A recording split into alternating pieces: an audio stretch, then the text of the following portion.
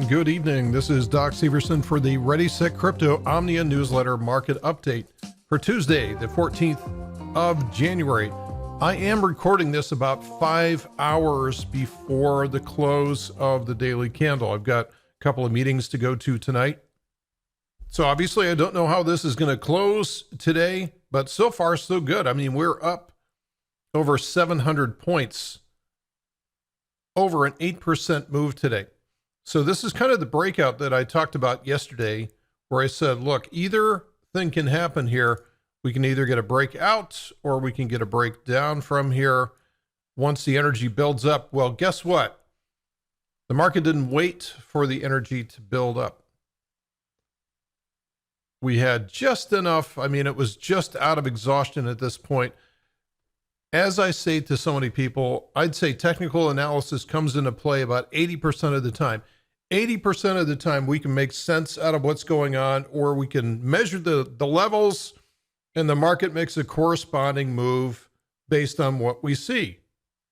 And then there's the days where I guess the polite way to call it would be a supply-demand imbalance, where one side of the ledger is getting spanked. And today it's the bears. The bears evidently were a little bit too loaded up, looking for a retracement here, and they're getting taken out to the woodshed. I think there's something else going on here, though, which I don't know why. Again, I don't know the catalyst for driving the price higher today, but I would say it's certainly time. So let's see what we know about this pattern. So far, we've been talking about the measured move of the inverted head and shoulders. And if we take that up here, certainly we have not only met, but exceeded that so far. So check. That one's over. We can forget about this pattern now. Now what we're looking at is this larger time frame pattern. So descending patterns break to the upside eventually. And what I was thinking that we'd see is some type of a move that would induce capitulation and then cause an excess of bearish sentiment down here, which gets flushed out to the upside, causes what we call the slingshot move. It's almost like a rubber band being pulled back. Well, guess what? That didn't happen either. So what I'm seeing in cryptocurrency markets is very, very different. It's almost the opposite. I went over this a week or two ago, but notice how the tops are very spiky. Notice how the tops are very spiky.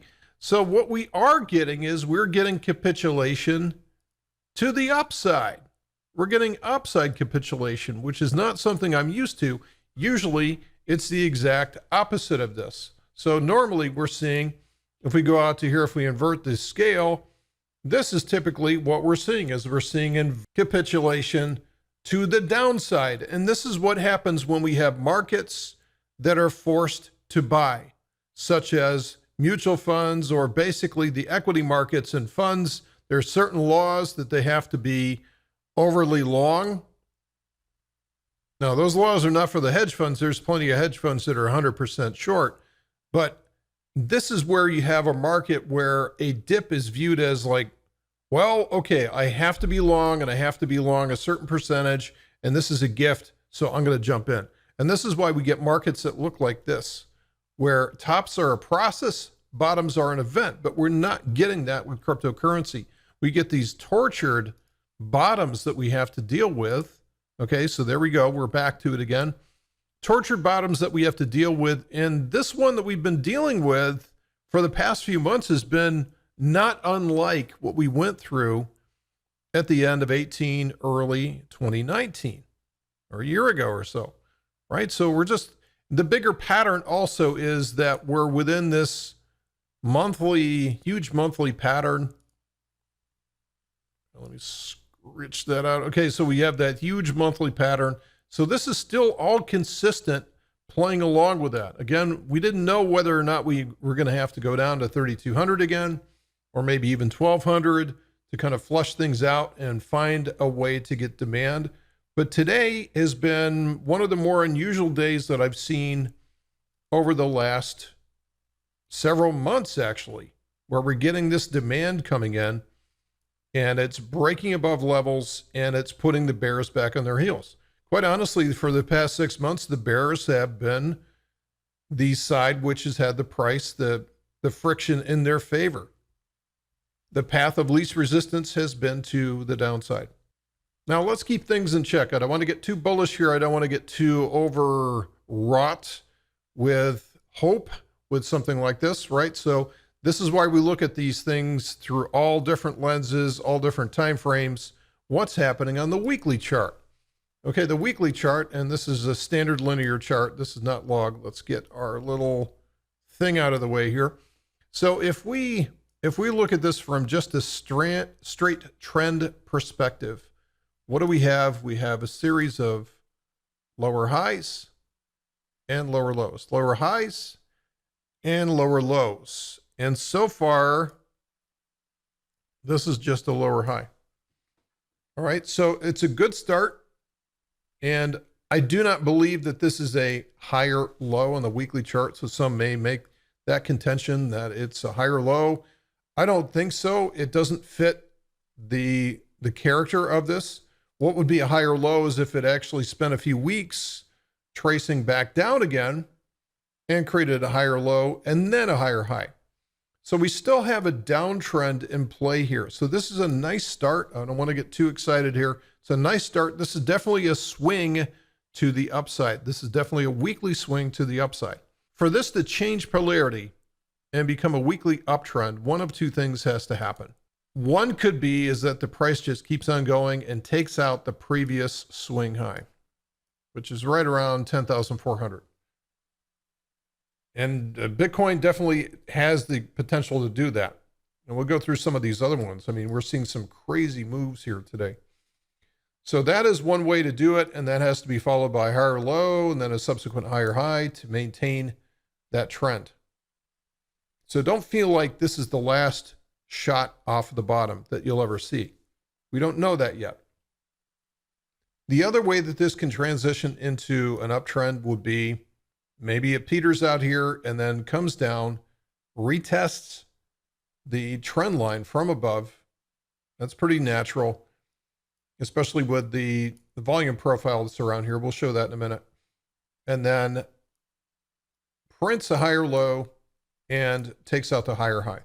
So those are two different ways that this can transition into an uptrend at the weekly chart. Now at the daily chart, that's already occurred.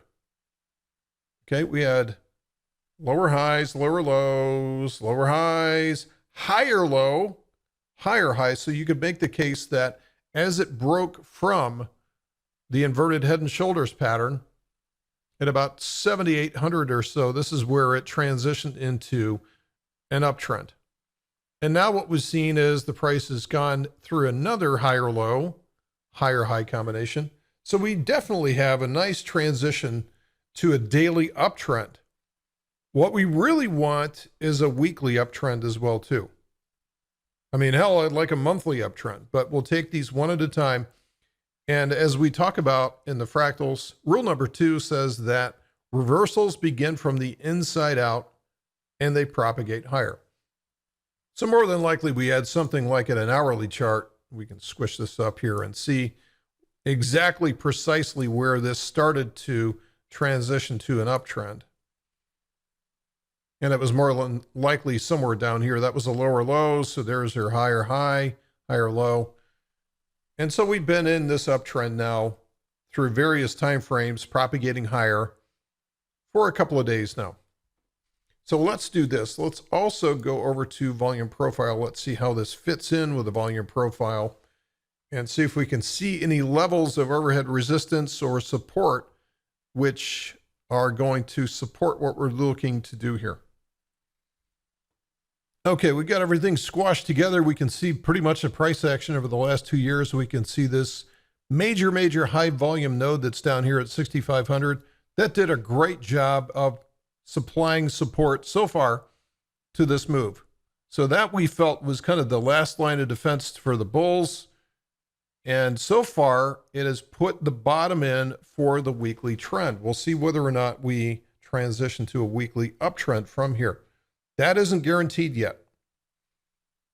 We also have this important level, which is right around 8,000. So there's been a lot of volume that's transacted around 8,000.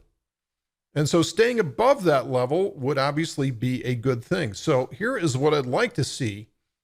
If I could put a request in for the market, I would like to see some form of move at least up to 9,000 or so, then maybe a retest of this level around 8,000 from above. Remember, to go higher, you've got to go lower first. Why? Because you want to stoke up that negativity. You want to get all these articles negative again. And this is the way you get these moves, just like this one. You get too many people on the wrong side of the ledger, and then another catalyst will come out, and then boom.